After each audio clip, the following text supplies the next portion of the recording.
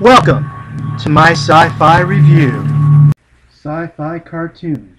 The future. Mankind in danger. What does that make you think of? The time has come.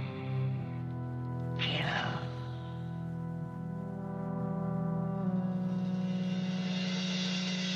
What? Are you on drugs? Good, because we're going to be watching this one.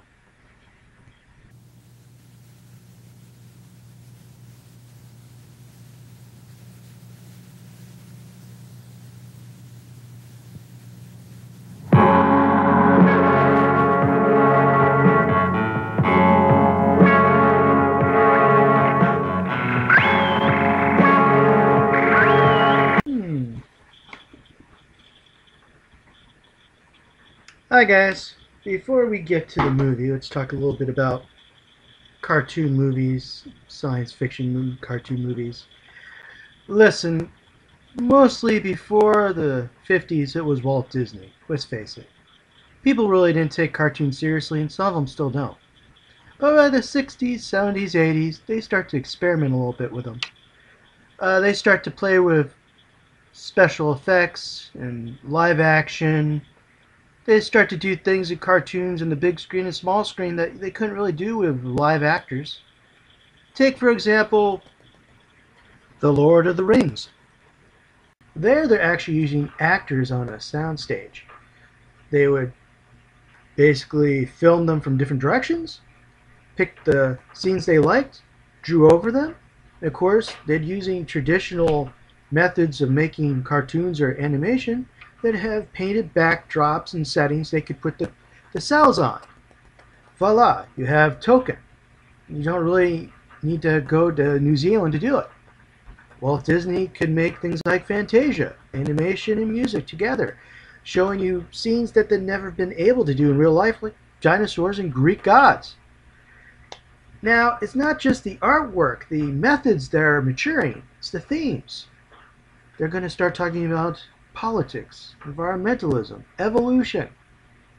Animation would allow us to see things not only in the future but in the past that we could never see in real life. So let's get to our feature presentation.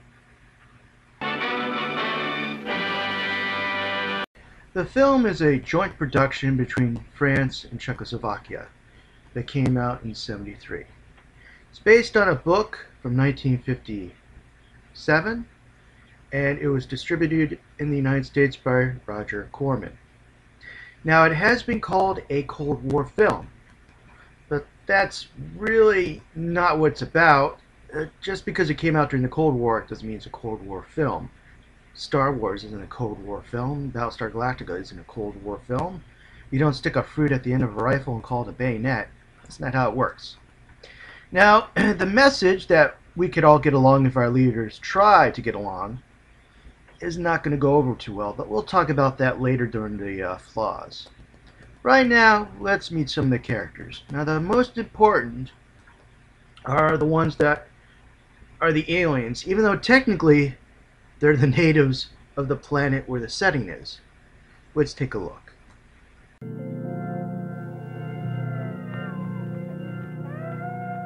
Oh, look, Father. A female ohm and her baby. Do you suppose she's dead? I think so, Tiva. And the baby? And why is he crying? I don't know. It may be that he's afraid, or he's hungry. We can't leave him here like this. May I keep him, Father? May I, Father? I'll take good care of him.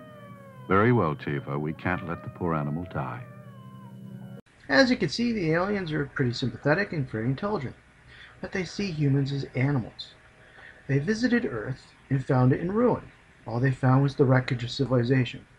And the aliens seemed to link civilization and technology with intelligence, just like early Europeans when they explored Asia, Africa, and North and South America. They found people who they felt were less advanced and therefore less intelligent.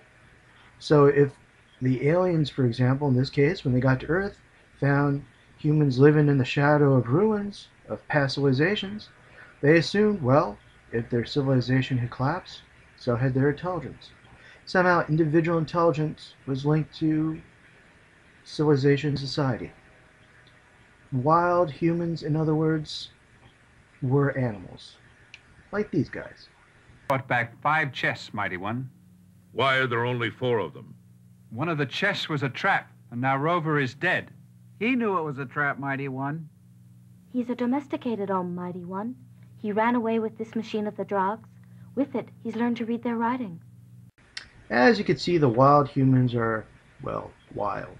They live in tribes led by a chief who is assisted by sometimes a shaman. And most of the tribes fight each other. They live in areas where the aliens don't go. Parks, mostly abandoned lots, it seems to be. And they keep to themselves. Now, sometimes a domesticated human escapes the aliens. Oh, yeah, they make pets out of some of the humans. Let me show you a scene.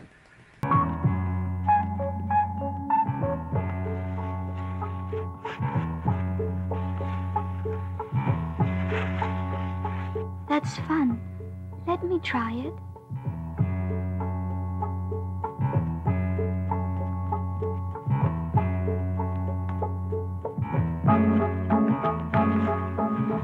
Not so much power. The animal is delicate. You might hurt him.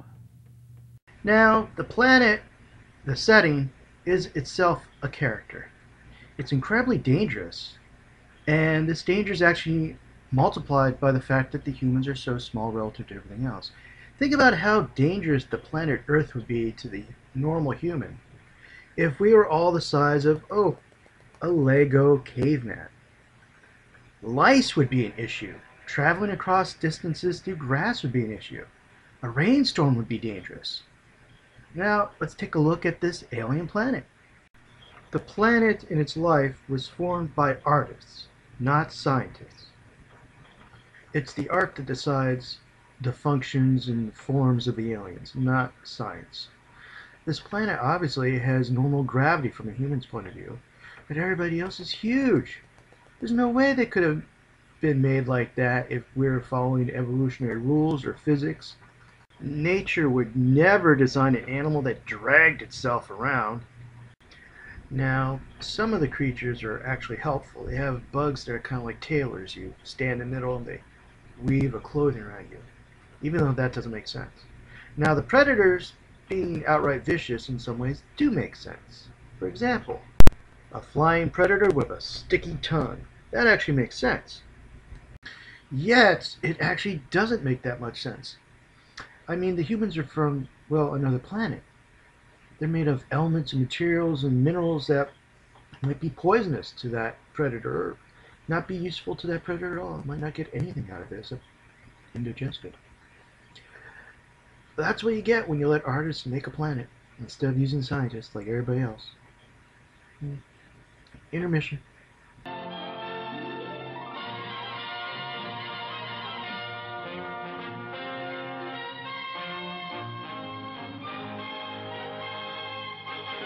Top quality hamburgers, the most popular snack in the country. We serve them plain or garnished to your taste. Aliens are an important part of most science fiction movies, books, television series. But you have to do it really well. There's a very delicate balance. Some aliens, such as, well, Spock! Spock's an interesting character, but he's one-dimensional. In real life, Vulcans would be considered sociopaths or psychopaths. The inability to understand emotions would mean they would be crippled. They wouldn't understand half of the language. Communication would be impossible between them and human beings. Any human being who acted like that would probably end up in jail, or at least thought weird. And now, some aliens are constructed well, but for example, Alien from the Alien movies. Look, there are horrifying alien species. I'll give you that. But in the end, all you've done is taken wasps out of the desert of North America who hunt tarantulas and made them to an alien species that hunt human beings or whatever else they can find. They're horrifying, scary. I wouldn't want to meet one in an alley or in a well-lit alley or anything, anywhere. But they're not really the best representation of a good alien species, such as, well, the puppeteers from known space. Okay, now the puppeteers are a race designed by Larry Niven. He's also written for Land of the Lost. He helped write a few scripts for the animated Star Trek series, stuff like that. So he's well known. He wanted to make a race of herd animals, deer, basically.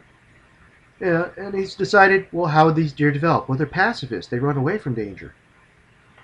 And how would they manipulate things? Well, give them two heads instead of one so they could grab stuff, put their brain in their body. It's amazing how they've actually taken over many of his series, many of his book series, because they are actually behind the throne kind of people. They don't directly confront danger. They're cowards. But they manipulate a lot of what happens in known space. Now, we've done with the aliens. Let's talk about one fun fact. Roger Corman helped distribute the movie in the United States. The best part about Roger Corman is that he is well known, especially if you're a Mystery Science Theater fan, E-movie fan, sci-fi fan. You don't know who Roger Corman is, you might as well say you don't know who Jesus Christ is. Literally, you've been living under a rock. And I don't mean that in the overblown use that they sometimes use it to exaggerate. This case, if you don't know who Roger Corman is, it's like you don't know who George Lucas is, you don't know who Steven Spielberg is, you might as well just say you've been living in a hut on a Pacific island for the last 100 or so years. You literally have been out of touch with civilization. Now, we're going to get into the flaws. Spoiler alert. The following information may spoil this movie for you. Please be aware of that. Let's all live together in peace and harmony. What's wrong with that? The message would be great. Except the peace is brought about by the fact that both sides could wipe each other out. Peace through superior firepower. In fact, the humans almost commit genocide. Then they're separated. The humans actually go to live on a moon. Now in Europe, where they're all next to each other, the idea that they live side by side, equal but separate, is okay. But in the Cold War, when you have the Americans and their allies and the Soviet Union and their allies, both seeing the other as a system that has to be destroyed, living together is not an option. The Americans see the Soviet Union as a bunch of blind, obedient robots who are controlled by a central party, and the Soviet Union looks at the United States and see a bunch of blind, obedient robots controlled by a central ideal. There's no living side by side. Now you take this movie and put it in the United States, not in a world setting, but just in the United States, separate but equal? Sounds a little racist.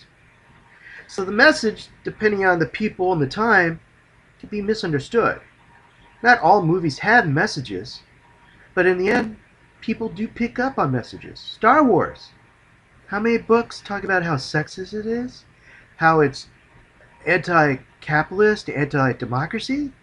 There's no messages like that in movies. But people see patterns, and whether you like it or not, if you make a movie, something's going to come out of it that somebody's not going to like.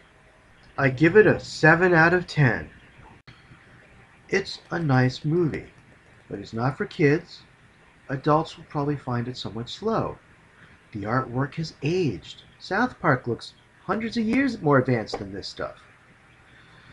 It wasn't a Cold War film, though it was kind of an anti-Cold War film, or anti-war film, which is kind of obvious. Peace is good. You don't really need another film telling us that. From a historical viewpoint, it's interesting to watch, but it's not really something that you're going to see again and again and again. That's why it gets 7 out of 10. It's good, but maybe you'll watch it twice a year. And I kind of wish Roger Corman had done something, maybe gotten a few more guest stars to do the voices. Somebody like, I don't know, Dr. Forrester, can you help me with this? It stars Beverly Garland in her pre-Doty period. Beverly Garland? Yeah, well, it's an artistic film, so I've got a hat that's kind of artistic. I'm not paying royalties for it. Hold on a second. I got France on the phone. I found a fan service segment from the film, kind of, so you'll enjoy that before we end the review. I'm not paying you royalties for the hat. It's not a French hat. It's a Spanish hat. It's from Bilbao. No, I don't. You can't monopolize hats. No, The UN? Ooh. They extracted from these unions the vital visionary impulses which made life possible for them. Simultaneously, they assured the perpetuation of their species.